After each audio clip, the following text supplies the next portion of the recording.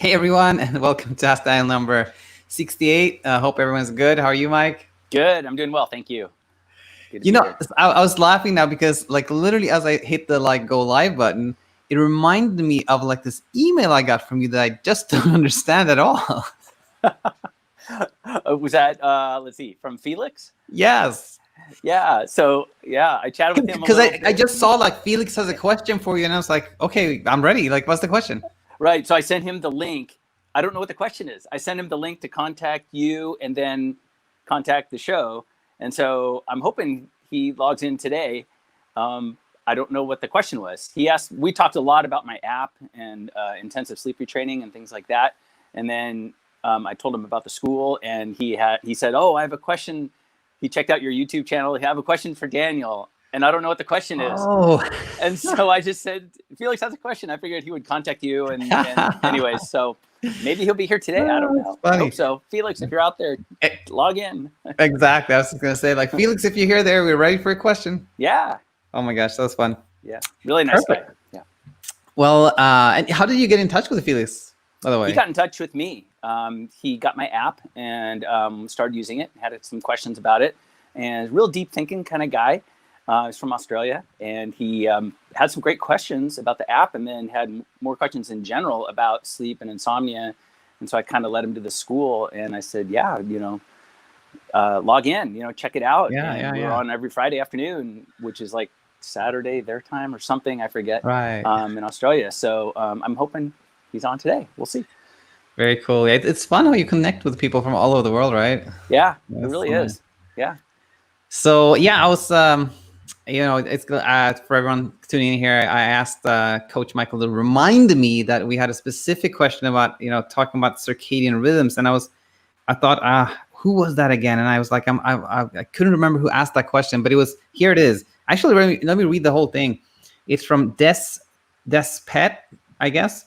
It's a comment on Ask Dan number 66, and he says, "Do you think you can both do a podcast on the circadian rhythm? I think it would minimize many of us searching the net and unintentionally come across other insomnia or sleep information that can be inaccurate, which may trigger more insomnia. Love your podcast and how factual and practical the information is shared." This is actually Despina, who I know. Okay, got it. Okay, so Despina, perfect. So it was a question to both of us. So and by the way, the interesting thing here is that I think in my teaching, I rarely actually talk about circadian rhythm, but I think you actually use that pretty often when you teach people. So why don't you go first and talk just generally about it and how you use it? Yeah. So, it tends to be this term that a lot of people have heard of, but no one really knows like exactly what it is or even what circadian means. I always like to ask, do you know what circadian is? And people kind of go, well, something circular or something. And I say, yeah, you're on the right track. And in Latin, circa means approximately or about. And so it's this coined term of a rhythm, a biological rhythm that we have that is a sleep-wake rhythm. And it tends to be about or circa a day, 24 hours. So, I think the first written information about it was like the 1600s, like that botanist in France or something, Jean something with like 8 names. I don't know. I can't never remember. And he was a botanist. He was working with a heliotrope plant, and it would open up during the day and close at night. That's the term heliotrope, like follows the sun. And so he decided to like, hey, maybe I wonder what this does during the day if there's no light around it, figuring it was the light. So he put a box over it and a pinhole, and then he checked it out during the day. And lo and behold, this heliotrope plant was open in this dark box. And then it closed at night. So that kind of was the first recorded instance, I think, of anyone really paying attention to whether living things kind of have this rhythm of activity and rest. And that's different than what the sun is, or that is it kind of independent of sunlight and dark. So that was kind of the start of it, I guess. And then, there's different things, experiments they kind of did over the next couple centuries. And then in the 1900s, it was Nathaniel Kleitman, I think, that was really the big kind of like, hey, let's really put this thing to test, start doing all these crazy experiments on himself, Kentucky caves for a month with another research associate, lived above like the Arctic Circle, lived in submarines, did all kinds of weird things, kind of taking himself out of normal daily rhythms to see what the brain would do. And it kind of kept chugging along in the background, this rhythm. of sleep and wake. And actually, I think what they know now is that your core body temperature is actually the most predictive or the most accurate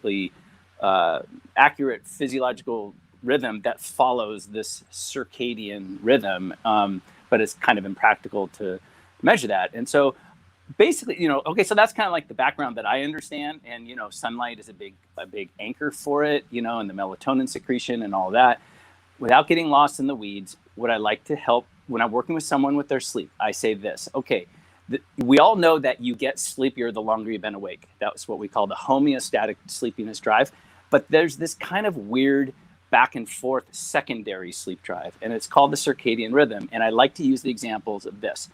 If you ever stayed up all night, the next morning, you might find yourself getting a little bit of a second wind in the morning hours as the sun's coming up and during those first few hours of the morning. And then, of course, you crash really hard that afternoon. But that morning alertness doesn't really make sense logically. Like, why would you get more alert if sleep is purely homeostatic? If you just kept getting sleepier and sleepier and sleepier, the more you're awake, you should get continually sleepier into the next day, but you don't. Anyone who's been awake all night, you kind of I used to work nights, and so I know, you kind of got a little bit of the second wind, maybe not really strong, but you kind of noticed it. And then, later that afternoon, it would be like a big crash. That is like, let's see, so that would be like staying up all night, feeling it the next morning. And then people who sleep, if you sleep normally, you might feel a little drowsiness in the afternoon, just naturally. You might feel a little bit of that, a little downtime in the afternoon. Some people think it's kind of related to eating and that kind of stuff, but it's kind of, they think there's a circadian influence there. So it's this little bit of this back and forth. And so what I try to say is simply this: stabilize it. You got this rhythm, it's working for you if you let it. So let's use it to our advantage. Let's stabilize it. And that's basically two things: consistent morning time and natural sunlight in the morning. Do those two things, and a lot of other things kind of fall into place a little bit easier. That's my take on the circadian rhythm. Got it. So it makes perfect sense. And so in reality, it's not that, insights from circadian rhythm really makes a big difference in how you teach people. It's kind of the same thing. You tell people like it's good to get up at the same time, and and you kind of accentuate that with saying that also helps with kind of not only the homeostatic drive, but the circadian drive too. Right? Yeah, exactly. It's a real practical thing, but as like an educator, a coach, I like my clients to know why I'm asking them to do certain things. That I say, try to get up at the same time every morning. Do you know why that's important? And if they kind of look at you like, I'm not really sure, I just know I'm supposed to, you can say, well, it's your circadian rhythm, and maybe talk about it briefly, and just kind of, so they have a little bit of an idea that there's something going on there that we're working with. And that knowledge of sleep and not like sleep physiology, I think we talked about that in the last program, or maybe a couple before, where you're trying to educate your client. You want to get them to know about like normal sleep. In our school, we have the normal sleep module. So it's like you want your client to understand a little bit about normal sleep, so they're not just kind of going into this blind. Like, you really know a little bit about what's going on, and things kind of make sense as you're working with them doing CBTi techniques. Yeah, I was actually sharing that with my wife. We were taking a walk the other day. I was like, that was a great thing from Mike, like how you said that's oftentimes you tell people to just like study sleep, not like for the purpose of just understanding it. And that was a great one. And yeah, I'll just I have a similar talk that I do to explain circadian rhythm, but I'll share mine, and then it's good to hear like two versions of something you can really learn, I think. So the way I do it is I often tell people, like, imagine if the only thing that determined how you felt was how much you had slept. So then you would wake up in the morning feeling really refreshed, and then gradually as the day went on, you would feel more and more and more sleepy until finally, like 11 or something, you would fall asleep, etc. But then that's actually not what it's like. A lot of us feel very alert at 8 or 9 or 10 p.m. And then I ask people, so why is that? Well, that is because of that circadian drive, So to offset this kind of increasing sleepiness that we have during the day, we have a kind of competing mechanism, which is circadian drive, which increases kind of alerting signals, produces these hormones or signals that make us more alert. And that kind of keeps us in a fairly even range of alertness until that circadian signals are kind of pretty abruptly withdrawn from the body at like, 11 or something like that, 10, 11. And that's why most people that have no trouble sleeping usually feel pretty suddenly sleepy at like, oh, I suddenly feel sleepy. That's like a sudden withdrawal of that alerting signal from the body. And then you fall asleep. And then some interesting phenomenon is that the one you said, if you're awake for 24 hours, you kind of get the second wind. Another interesting one is that when people say, well, even if I go to bed at like a little bit earlier than I used to, and I do fall asleep, let's say at 9, but then I wake up at 5 or 4, I feel really, really sleepy, but I've slept about the same amount. And that's because you have zero alerting signal from the body that time. Your circadian rhythm is completely at zero. So like oftentimes if you wake up early, right, you feel like, oh my gosh, I'm so tired. Like no. So that's another interesting. And finally, the one you mentioned too, like that circadian dip. There's for some reason there's like circadian like alerting signals increase in the morning, and then there's a little bit like a dip towards like noon, and that's why in many cultures there's kind of siesta, etc. So yeah, interesting one. Yeah, exactly. And from a practical standpoint, I usually don't talk so much about circadian, but I think one time where I think it really is important is when you have this client or patient that is like has a super erratic sleep, right? They don't necessarily have insomnia, but they're like sometimes they sleep from 4 a.m. to 10 a.m. and sometimes 3 p.m. to 7 a.m. There's absolutely, and then they're like, and sometimes I just feel super sleepy like that, like it just hits me and I fall asleep. And then I'm like, okay, I think what's going on here is that your circadian rhythm and homeostatic rhythm are completely like out of phase. So then you have these weird things like you suddenly feel, it's like jet lag. You suddenly feel sleepy, right? Yeah, exactly. I was going to say, I will say that to a client. I'll say, you're giving yourself jet lag to a client who's doing what you described. And I said, jet lag is not fun. No one likes that. So let's not have you do that to yourself.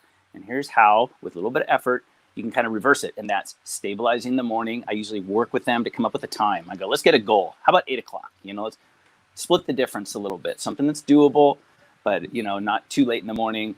I think it's a good place to start. And some of those clients, that really have erratic schedules, sometimes that's all I really talk to them about for a first session. It's just like, let's anchor that morning. We got to come up with a plan here. Consistency, light exposure, get all that morning stuff going, and everything else then can fall into place a little easier.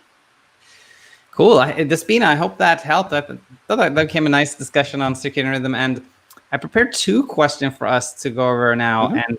And one of them is like, this is kind of episode 4 or something, I think. I don't know if you remember him, Ricardo from Portugal. Had a really like a lot of trouble sleeping last time he emailed us, but he was just about to move to England and start a new job there. You remember? Right. Yeah, I remember that. So he has a follow-up question to us. Let's see. Oh, actually, there's another one too, but let's start with the one I talked about. But the other one was kind of like, I was so like, oh, this is perfect for Coach Michael. Well, anyway, this one from Ricardo was a title new job. He writes, hi, Daniel, hope to find you well. Thanks for the replies. This was my first week working in England. As I told you on the previous email, I'm happy to be back to work after the lockdown. I have a couple of questions. Would like to hear your thoughts. I have been going to bed at around midnight, at which point I usually feel quite sleepy. I usually fall asleep quickly, but I have been waking at 4 a.m. I would guess. I don't check the clock. My waking time is 7:30. At that point, I kind of feel comfy in bed. I haven't been coming out of bed, I guess, even though I usually don't get back to sleep. Would you still get up at this point? The other question is, these days I have been feeling quite sleepy at around 11 or 10:30. Do you think it's okay to still go to bed and change your waking time to, let's say, 6 a.m. the following day, or rather than the usual 7:30? Thank you all. So I think, first of all, thank you, Ricardo, for this question. But I think to clarify here, I think the question is, so Ricardo falls asleep pretty quickly around midnight, but then wakes up like 4, and he's wondering, should he still get up at 7:30, or maybe, is it okay to sleep in, or should he shift the whole thing to earlier there? What do you think, Michael? Well, I think it's kind of his choice, really. If he reports falling asleep quickly around midnight, my question would be, are you dozing off for a couple hours leading up to midnight? And then you maybe something like your TV show ends at midnight and you think, oh, now I got to go to bed. But have you been dozing off before that? That would be the first question. If so, I would say, yeah, maybe that's more of your natural pattern, falling asleep around like 10:30, 11, something like that, a little bit earlier than midnight. Maybe set that as the start and then set the end of your night at like 4:30 or something, 4:30 or 5, something like that. So it like kind of naturally lines up with what you're experiencing. If he's not dozing off, he's feeling like decent, okay, getting a little tired in the evening, and then, goes to bed at midnight, falls asleep easily, then, waking up early, you'd say, well, obviously don't check the clock and you're not, so that's good. But should you get out of bed or not? It's kind of your choice. I would not, you never want to try to be forcing sleep. And so if you wake up and it's dark and you're pretty alert, then you don't want to try to go back to sleep. You want to allow sleepiness to come back. So maybe I kind of look at 3 levels when I've been sort of coming up with this idea lately. And when I'm working with people, I'm like, there's 3 levels to quote unquote getting out of bed. First level, yeah, full blown, get out of bed, go to another room, do something you enjoy till you're sleepy again. The next level, next best thing might be get out of bed, but go into like a chair next to your bed.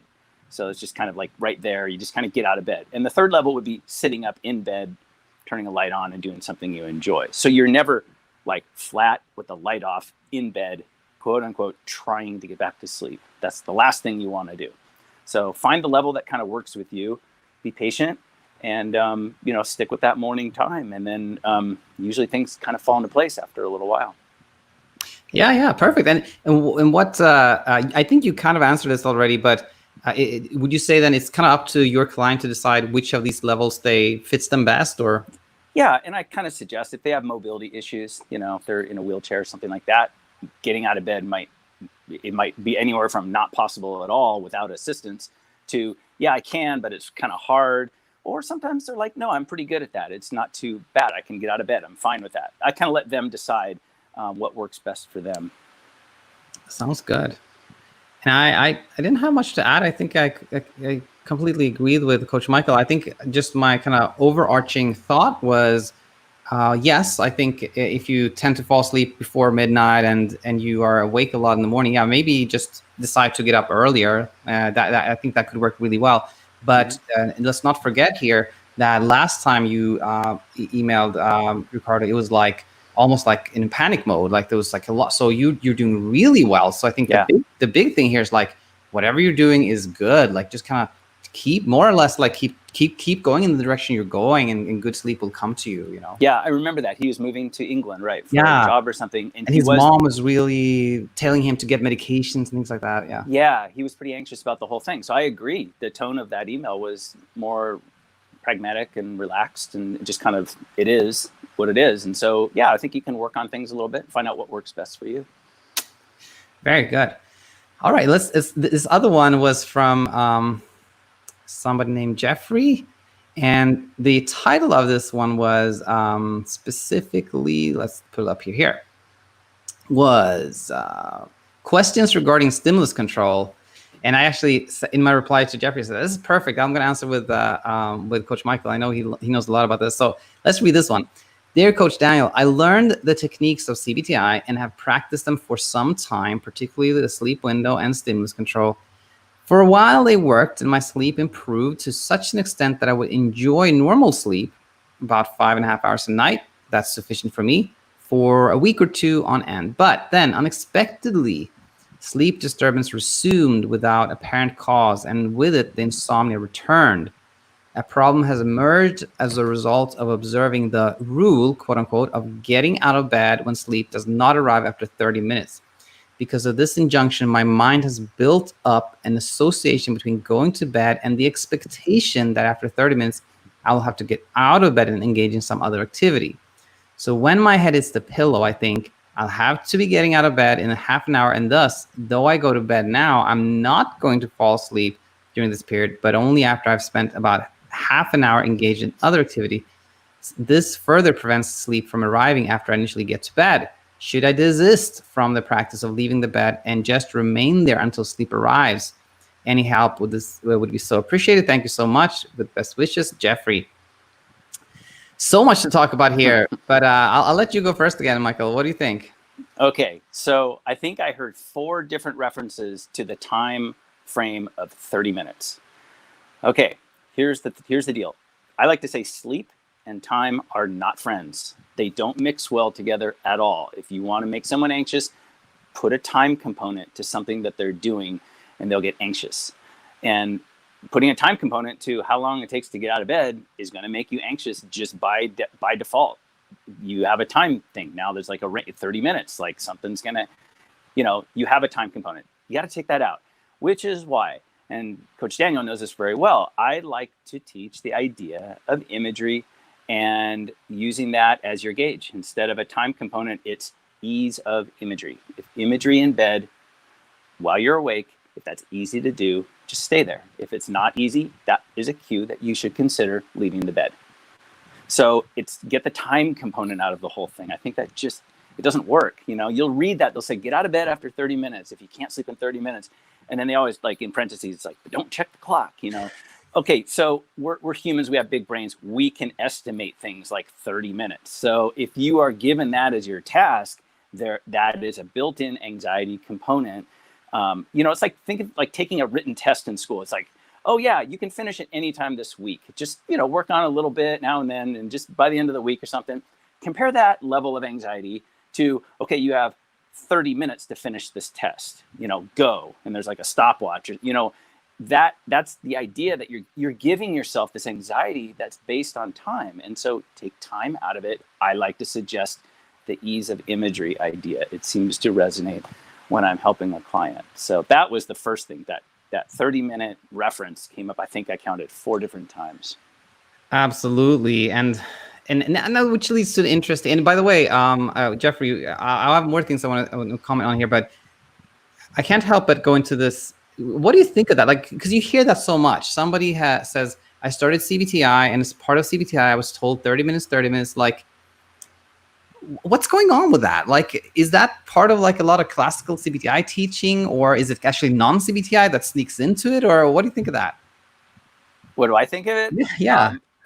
Well, I think, back in the old days, like when I got into the field, you kind of read like what was like, it wasn't normal to fall asleep really quickly, and it wasn't normal to take a long time to fall asleep. You would sort of read this average of like 20 to 30 minutes. That was always sort of this range, this normal range. And it was just kind of based on, I guess, control subjects from different studies. And they kind of just found that the average adult, whatever that means, falls asleep in like 20 or 30 minutes. So I think that's where it came from. It's like this average amount of time, to give yourself, I guess. But yeah, so I guess, does that answer your question? I guess where I was going with that was just to say, like, I think, I guess maybe one way to put it is that CBTi is so, it can mean so many things that it's kind of problematic, because some people may say, like, I did CBTi and it didn't work. And then when you hear what it was this like super strict, like textbook, like you got to spend 5 hours in bed and then get up 30 minutes, like, which is not helpful versus somebody else's. Right. So I think that's a little bit of problem in the CBTi world, that it can mean so many different things. Yeah, the whole idea of not monitoring time, it seems really trivial. When I mention it to my clients, they're kind of like, oh, okay. And then I stop and I'm like, no, we're going to talk about this for like 5 or 10 minutes. Like, you're going to really understand. I really want you to try it. Go a week. Just give yourself a week. Just cover the clocks, turn them around, move them, whatever you need to do. Get time out of your night. So at the start of your sleep window, you just say, bye-bye clock, you're done. And then the alarm goes off in the morning. And I like to tell people, because sometimes clients will say, oh, I just wake up about the same time anyways. And I go, just humor me. Just set your alarm, put it across your room, turn it around. And when you hear the sound of your alarm, start your day. It's like sound is omnidirectional. You don't need to look at anything to hear it. So just humor me and set your alarm and just go by it. Just forget, like, the set it and forget it. Hey, there you go. Exactly. It's like, that really is super, super important. And it's everyone needs to, who, if you're struggling with their sleep, you have to try this. You have to explore this, because getting time out of the night, I think, just is huge. There are very rare exceptions that people need to know the time at night. Like if they have a medication they might need to take in the middle of the night, or if they have caregiving or something like that. Like, clearly there's some exceptions, But even then, they could, a person could set an alarm for those events that happen during the night. They don't have to like look at the clock, look at the clock, look at the clock. Oh, it's, I got 45 minutes, I got half an hour, I got 28 minutes, I got 17 minutes, all this kind of stuff. That just kind of keeps the anxiety level kind of up there a little. So just really try that one. It's logistically easy. Just get that time out of the night. You might find anxiety just overall kind of starts to go down a little bit. 100% agree with all that. And I want to comment on something different here, which is if we go back to the beginning of this this email, Jeffrey said, he started implementing these techniques. For a while, they worked, and my sleep improved to such an extent that I would enjoy normal sleep for a week or two, but then unexpectedly, sleep disturbances resumed without apparent cause. And I think this is another time where if, CBTi or whatever technique you're using is not properly explained, it's not going to lead you to sustain good sleep. And here's what I'm thinking. If, with CBTi, and sleep, like the sleep window thing, there's often such a focus on like you got to spend very little time in bed, so you really are sleepy when you go to bed, so that kind of forces sleep or makes you sleep, which can seem very kind of logical, and for a lot of people that kind of works too. But what can happen is that, so let's say Jeffrey started doing these things and he was thinking, okay, I'm spending less time in bed, I'm sleeping more, this is all great. But here's the tricky thing, that in my belief system, in my thinking, it is not so much that you build a strong sleep drive that is the reason that having the sleep window is helpful.